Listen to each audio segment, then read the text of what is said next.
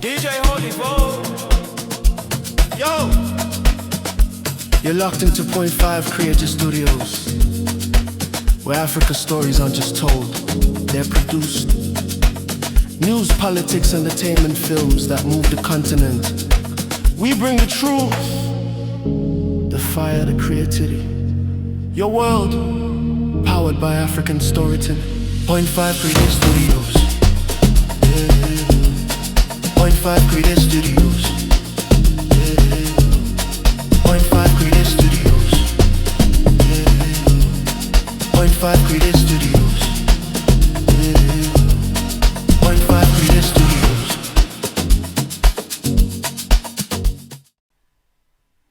Tikati garei tomboudza na chokwadi pasina kana kuwandirana kana kuita sei kana kunyarana. Panapa ndine mashoko ataurwa naadvocate Nelson Chamisa akananga direct kune mukuru wenyika vaMnangagwa. Zvikanzi unogona kunge uri mukuru but mupfungwa umo uri mwana. Unogona kunge uri mwana but mupfungwa umo uri munhu mukuru. Anova mashoko makukutu ari kubva kuna advocate Nelson Chamisa. Ndo andiri kufamba nawo zvamanje manje. Atoda kuti titeerere tizvinzwire kuti zviri kumeka sense here kana kuti zviri kumeka sense here. Zita ndinonzi DJ Holly, ndinokuchingamidzai pa Point 5 Creative Studios, chitubu checontent, chitubu chisingapu, chitubu chinoniwa nemunhu wese, chitubu chakavhenekwa chikaongororwa nana mazvikokota kunzi aiwaka. Chitubu ichi chine content iri healthy, content iri clean, content yakachena yakakodzera kunge chikonzumwa nemunhu akaita kunge iwewe. Ndosaka uri panapa muzuva ranhasi. So if it's your first time here, please hit the subscribe button and the notification bell so that you don't miss out on any exciting content uploaded. Ndisati ndapinda munyaya yangu yanhasi, ndine mashoko ari kubva kuB7 vari kutaura izvo kuti company registration for maZimbabweans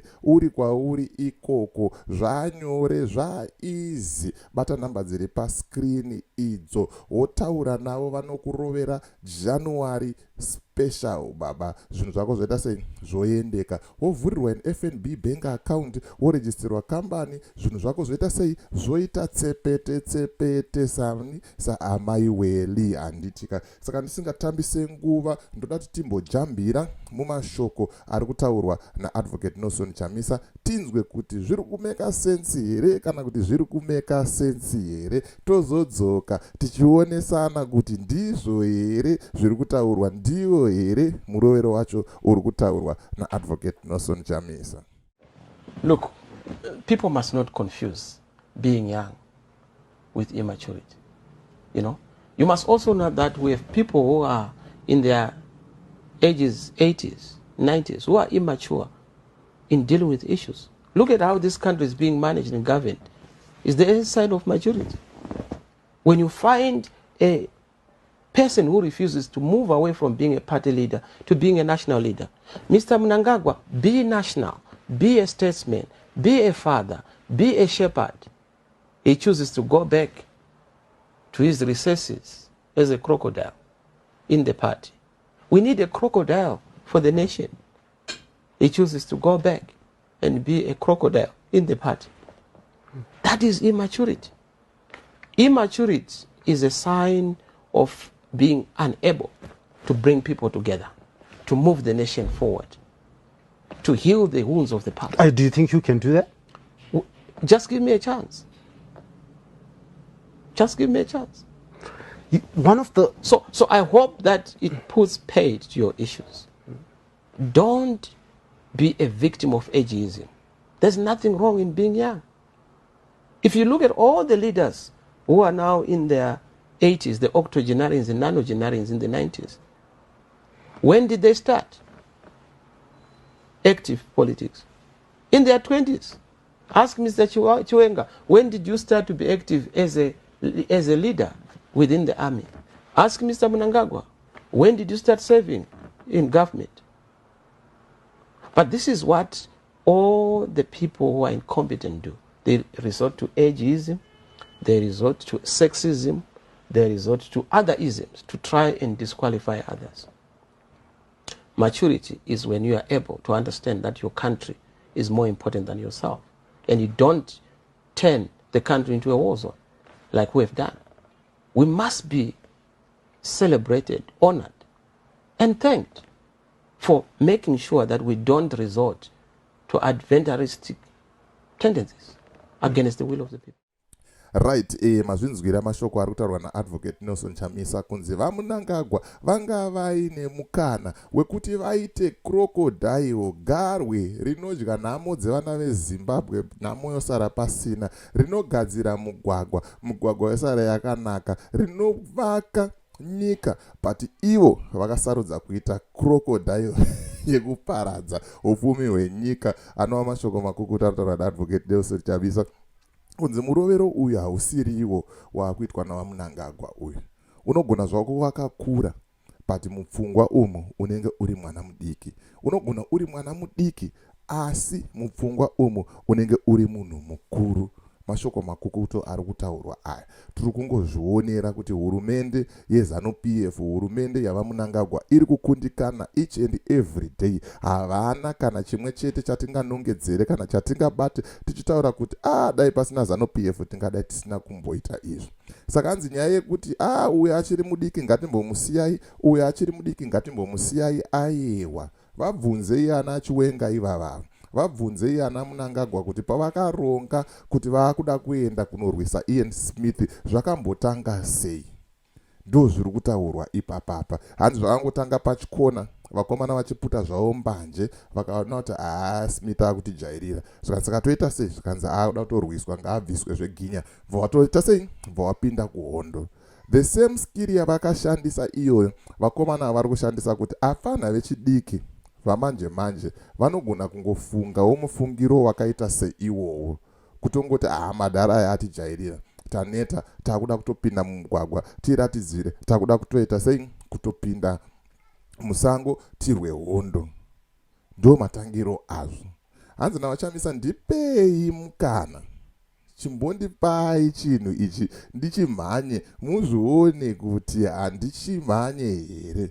Because sometimes mune muchifunga kuti achiri mwana mudiki haasi kuziva, achiri mwana mudiki haasi kuziva. Ivo vana vadiki vacho vapanhu vechidiki ndo vatakudawo.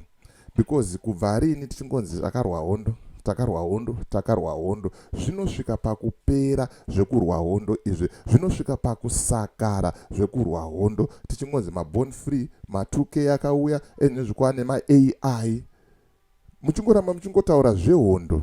Kusvika rini muchingotaura kuti makarwa hondo. Hondo yacho iri kumbobatsireiko kana manesi achipiwa mari dzaari kupiwa, kana madoctors achipiwa mari dzaari kupiwa, kana masoja nemapurisa vachipiwa mari dzavari kupiwa. Yeti vamwe vari kupiwa motikari, vamwe vari kupiwa dzimari, mahure avo ari kudya day in day out, vachiflya vachibuda vachienda kunze kwenyika, vachitengesa upfumi hwenyika. Ko hondo yacho yakarwirwa, yakanyatsorwirwei chaizvo. War veterans mazhinji, almost 90 if not 95% of the war veterans, they are struggling. Vakadzi vevakuru vakarwa hondo, war heroes atinoziva tese, they are also struggling. But mahure avo ndo avari kupa zvinhu zvavanoda ivo panguva yavanoda. Yet vakarwira rusununguko rwenyika vari kutambura. Ameno kuti ndo murovero wacho here iwowo, ndo muitikiro wacho here wazvinofanirwa kunge zvinhu zvichiita. Ndiwo here kunorwa hondo kwacho kwakaendwa nana madzibaba edu nemadzitateguru edu kuti vasunungure nyika, kuti zvinhu zvizosvika pazvasvika izvi kudai muzuva ranhasi. Ukataura kuti vakuru muri kukanganisa pakati wonzi you are undermining the authority of the president, mukandei mujeri. Right now tine vanhu vakasungwa, tinogara tichizvitaura each and every day. Ana madzibaba eshanduku, unosunga munhu asina pfuti, asina gidi, asina kana chaainacho, womutocha, womurova zvisingaite, unenge uchimuroverei munhu. Nyaya yekuti ataura chokwadi kuti hurumende iyi marovero amuri kuita haasiriwo, chinjaiwo pakati nepakati, maakutoshandisa chibhakera kuti murove munhu. Tine maovhetsa akasungwa ari mukati izvozvi. nenyaya yekuti chii. Vataura kuti aiwa hazvisirizvo zvatakaendera kuhondo, hazvisirizvo zvatakarwira izvi, ko munovasungirei? Ndo mashoko ari kutaurwa naadvocate Nelson Chamisa kuti unogona kungoita mukuru pachiso, kuita imvi, woita ndebvu, but mupfungwa uri mwana mudiki. Woita mwana mudiki uchishaya ndebvu, uchishaya imvi, but mupfungwa uri munhu mukuru. Siya comment mucomment section, wotaura mafungiro ako, wotaura maonero ako, kuti munozviona sei zviri kutaurwa naadvocate Nelson Chamisa izvi. As for me, DJ Oli and the rest of the crew behind the scenes, truth is bye for now. Let's meet in the next video.